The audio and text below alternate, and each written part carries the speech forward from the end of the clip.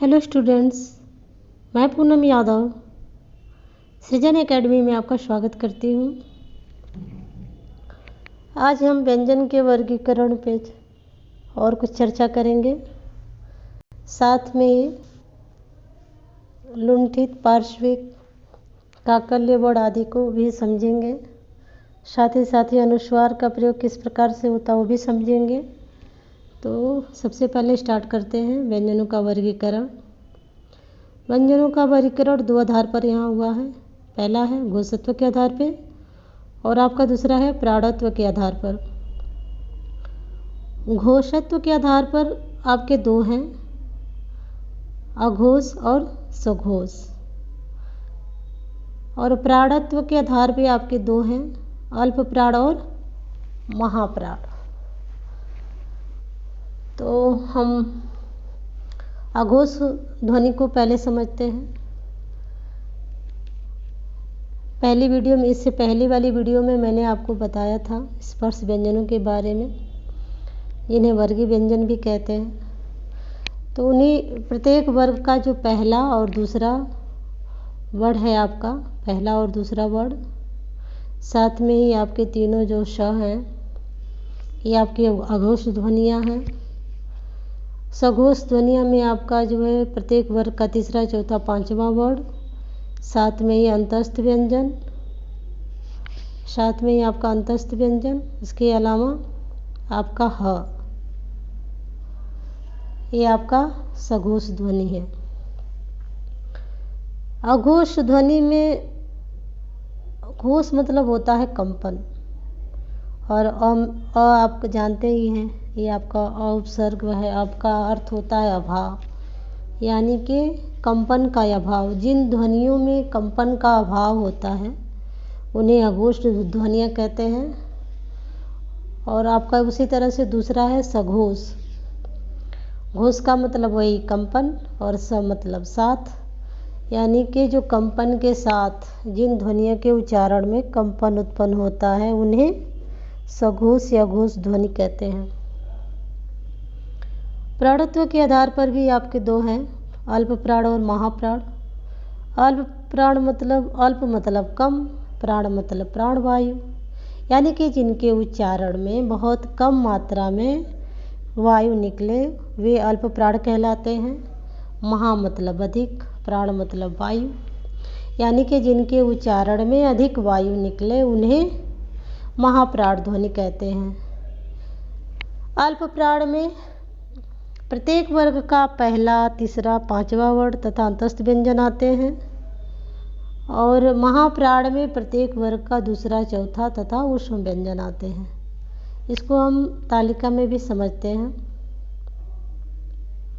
यहाँ पर मैंने तालिका बना रखी है, इस तालिका में भी देखेंगे आप।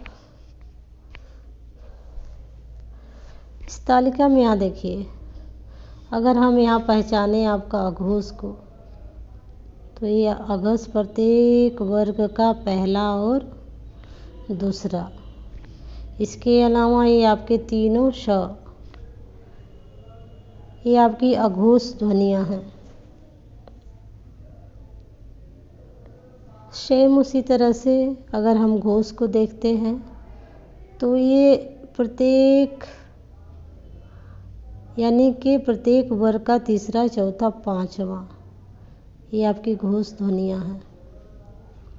यहाँ से लेकर के यहाँ तक ये आपकी घोष ध्वनियाँ हैं, यानी कि प्रत्येक वर्ग का तीसरा, चौथा और पांचवा। उसके अलावा आपका अंतस्थ व्यंजन और सभी स्वर आपके 11 होते हैं।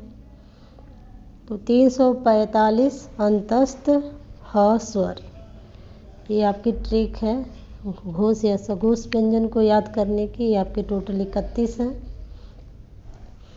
अब हम देखते हैं महाप्राण को। महाप्राण में दो तरह के हैं, अल्प प्राण और महाप्राण, मैंने आपको बता दिए थे। और ये आपका अल्प प्राण है,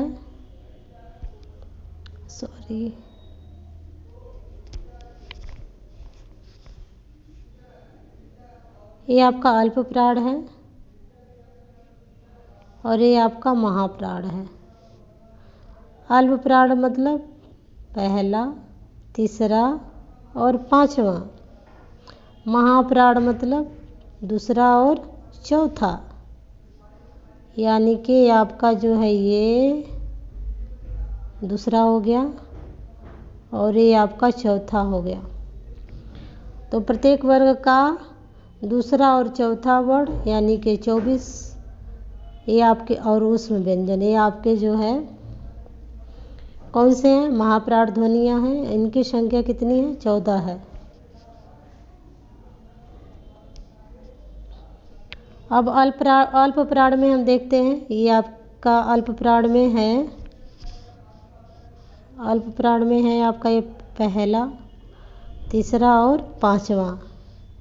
इसके अलावा अंतस्थ व्यंजन और सभी स्वर ये आपके जो है अल्प प्राण ध्वनियाँ हैं। इनकी संख्या कितनी है? 30 है। तो यहाँ तक आपने अल्प प्राण, महाप्राण, घोष, सघोष को समझ लिया। अब हम आगे की वीडियो में देखते हैं। आगे की वीडियो में हम देखते हैं जो आपके अंतस्थ व्यंजन हैं, इन पे हम थोड़ा सा विधिवत चर्चा कर लेंगे। अंतस्थ व्यंजन में जो आपका य और व है ये अर्ध स्वर के अंतर्गत आता है। वैसे तो अर्ध स्वर और अर्ध व्यंजन में आपके य और व दोनों आते हैं, मतलब य, र, ल, व चारों आते हैं, लेकिन मोस्टली क्वेश्चन अगर आपका पूछा जाता है तो य और व को पूछा जाता है। य और व ऑप्शन में नहीं है, र और ल है तो आप अर्ध स्वर लगाएंगे, लेकिन य और व है और र, ल है तो आपको य या व को चूज करना है। क्वेश्चन का आधार आप समझ लीजिएगा। र आपका है वर्त्स्य या जो कि मसूड़े से या दंतमूल से बोले जाने वाले वर्ण हैं। इसमें और भी वर्ण हैं, न है, र है, ल है, स है और इस र को हम लुंठित भी कहते हैं। इस र को लुंठित भी कहते हैं। ल को पार्श्विक कहते हैं, ल को हम पार्श्विक कहते हैं। ह को काकल्य ध्वनि कहते हैं और ये आपका अंग, इय, अड़, न, म ये आपके पंचमाक्षर हैं। अलग अलग तरीके से इन्हें क्वेश्चन खूब पूछा जाता है। क्योंकि ये कन्फ्यूजन वाले हैं तो इन्हें 2 बार 3 बार आप देख लेंगे। जैसे य व आपके अर्ध स्वर हुए, र आपका वर्ष या लुंठित वर्ण है, ल आपका पार्श्विक है, ह काकल्य है, अंग, इय, अड़, न, म जो पांचवें जो अक्षर है पंचमाक्षर है, न, र, ल, श ये आपके जो है वर्त्स्य व्यंजन है। आगे हम देखते हैं अर्ध स्वर वर्ण। अर्ध स्वर वर्ण में ये आपके मैंने बताया था कि यह वह खूब पूछे जाते हैं और चूँकि आप पहले भी पढ़ चुके हैं कि अर्ध स्वरों का उच्चारण जो है स्वर तथा व्यंजन के बीच में होता है, इसलिए इनको अर्ध स्वर कहते हैं या अर्ध व्यंजन भी कहते हैं। परीक्षा में खूब पूछे जाते हैं। अगली आपकी हेडिंग है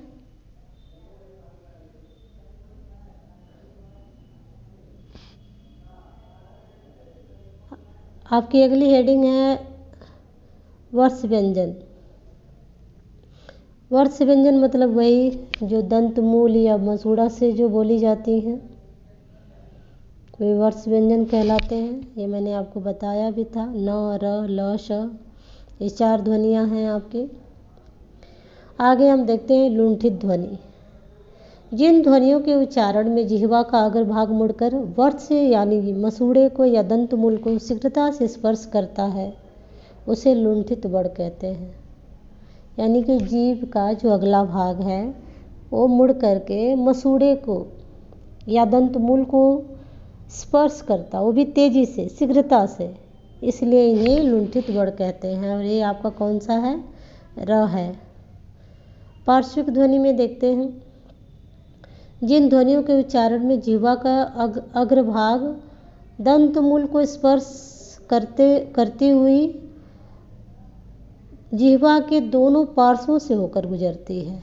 यानी कि वो दंत मूल को तो स्पर्श करती है, लेकिन जो प्राणवायु है वो जिह्वा के दोनों पार्श्वों से होकर के, दोनों तरफ से होकर के गुजरती है, इसलिए इनको पार्श्विक व्यंजन कहते हैं। और हिंदी वर्णमाला में एक ही पार्श्विक व्यंजन है, ये आपका है, ये आपका है ल। आगे हम देखते हैं काकल्य वर्ण। काकल्य वर्ण के उच्चारण में मुख गुहा खुली रहती है। उच्चारण करके देखें आप, ह, और वायु बंद कंठ से झटके से बाहर आती है, इसलिए इन्हें काकल्य वर्ण कहते हैं। और हिंदी वर्णमाला में ह जो है वो काकल्य ध्वनि है, ये भी खूब एग्जाम में पूछता है। अब हम थोड़ा सा अनुस्वार का प्रयोग दो तरीके से होता है ना, एक तो बिंदु के रूप में और दूसरा चंद्र बिंदु के रूप में। तो बिंदु के रूप में अक्सर जहाँ प्रयोग होता है वो अक्सर जो है संस्कृत के शब्द या तत्सम शब्द होते हैं, और जहाँ जिन शब्दों में चंद्र बिंदु का प्रयोग होता है वो तो कन्फर्म है कि वो हिंदी के शब्द या तत्व शब्द होते हैं। तो यहाँ थोड़ा सा अंतर हम समझ लेंगे। तत्सम शब्दों यानी इनके जो अनुस्वार से बने हुए जो शब्द हैं, इनके उच्चारण में जो हवा है वो नाक से अधिक निकलती है और मुख से कम निकलती है। जैसे उच्चारण करके देखते हैं, अंश, पंच, बंद, अंत, चंद्रमा। ठीक उसी तरह से अनुनासिक को देखते हैं, जहाँ जिन शब्दों में चंद्र बिंदु का प्रयोग होता है, जो कि तद्भव भी है, और जो हिंदी के शब्द हैं, इनके उच्चारण में हवा मुंह के साथ साथ नाक से भी निकलती है। यानी हवा मुख से तो निकलती है, लेकिन मुंह के साथ साथ हाथ से भी निकलती है, नाक से भी निकलती है, इसलिए इसे अनुनासिक वर्ण कहते हैं। जैसे गाँव, मुँह, चाँद, पाँव इत्यादि। अगली हमारी हेडिंग है निर्नुनासिक या मौखिक स्वर। निर्नुनासिक या मौखिक स्वर होते हैं इन वर्णों का उच्चारण जो होता है वो केवल मुख से होता है, जैसे अ, आ, ई, उ। इसमें जो है नाक का कोई प्रयोग नहीं होता है। तो आज के लिए बस इतना ही। उम्मीद है कि आपको बहुत कुछ सीखने को मिला होगा। Thank you.